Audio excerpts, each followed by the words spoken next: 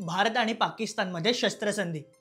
पाकिस्तानच्या विनंतीनंतर आणि अमेरिकेचे राष्ट्राध्यक्ष डोनाल्ड ट्रम्प यांच्या मध्यस्थीनंतर भारताकडून शस्त्रसंधीची घोषणा करण्यात आली. दोन्ही देशांकडून सर्व प्रकारचे हल्ले तात्काळ बंद करण्यात आले आहेत. पाकिस्तानकडून ह्यापुढे जर कोणत्याही प्रकारचा अतिरेकी हल्ला झाला तर तो ॲक्ट ऑफ वॉर म्हणजेच युद्धाची कृती मानली जाईल. या अटीवर भारतीय परराष्ट्र मंत्रालयाने शस्त्रसंधीची पुष्टी केली.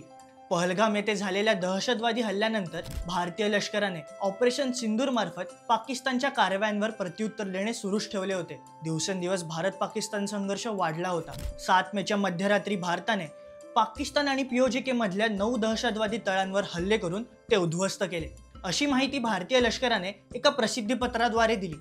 आणि 7 मेच्या सकाळी कर्नल सोफिया कुरेशी आणि विंग कमांडर व्योमिका सिंग यांनी पत्रकार परिषदेत या संपूर्ण घटनेची माहिती देशवासियांना दिली.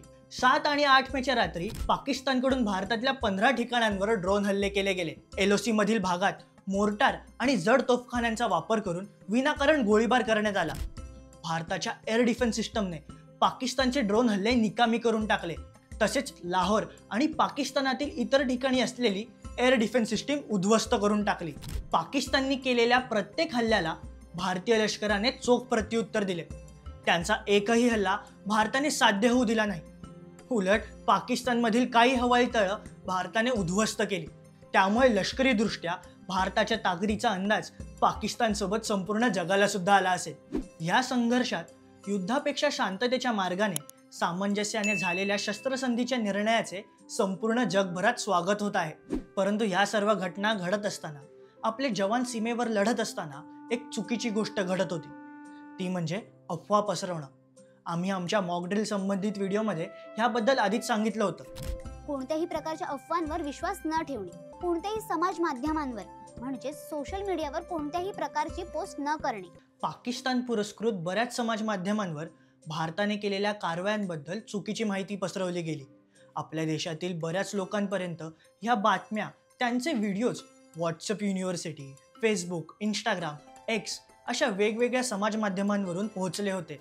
एक सुजाण भारतीय नागरिक म्हणून त्या गोष्टीची कोणतीही शहानिशा न करता भारतातल्या बऱ्याच जणांनी या खोट्या बातम्या पसरवल्या सुद्धा.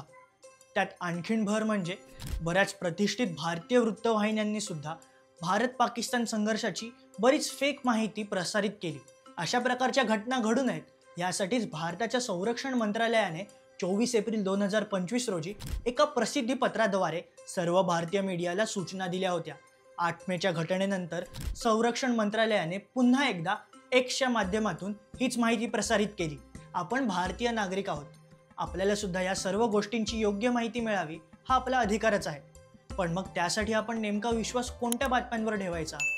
खरी बातमी कोणती हे आपल्याला कळणार कसं? खऱ्या माहितीसाठी कोणत्या वृत्तवाहिन्या बघायच्या आणि अफवांपासून दूर कसं राहायचं? यासाठी मुंबई विद्यापीठाने जारी केलेल्या एका परिपत्रकानुसार देशात घडणाऱ्या बाबींची योग्य आणि खरी माहिती सर्व विद्यार्थी व नागरिकांपर्यंत पोहोचावी म्हणून आम्ही शासनाच्या काही अधिकृत वेबसाईट्सची नावं तुम्हाला सांगणार आहोत.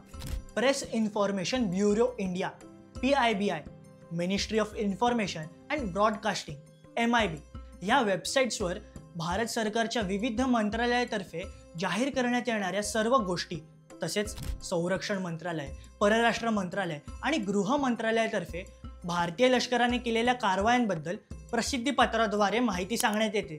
त्याचबरोबर सोशल मीडियावर फेसबुक, इंस्टाग्राम, एक्स, यूट्यूबवर, दूरदर्शनचे DD न्यूज ऑफिशियल आणि DD India live, all India radio न्यूजचे एअर न्यूज अलर्ट्स, भारतीय लष्कराचे इंडियन आर्मी ADGPI, शासनाचे MIB इंडिया आणि PIB इंडिया.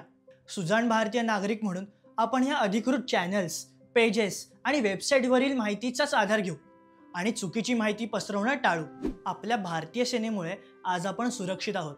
भविष्यात आपल्या कोणत्याही एका चुकीमुळे आपल्या सैन्य दलाला, आपल्या सैन्य दलातील वीर जवानांना आणि सामान्य नागरिकांना कोणत्याही प्रकारचा त्रास होणार नाही ही आपली जबाबदारी आहे. या संघर्षाच्या काळात सुजाण नागरिक म्हणून आपण ज्या संयमाने काम केले, ज्या निर्धाराने आपल्या सैन्य दलाच्या पाठीशी उभे राहिलो, त्याच पद्धतीने भविष्यातही नागरिक म्हणून आपलं कर्तव्य पार पाडूया आणि आपल्या सैन्य दलातील सर्व जवानांप्रती कृतज्ञ राहूया. धन्यवाद.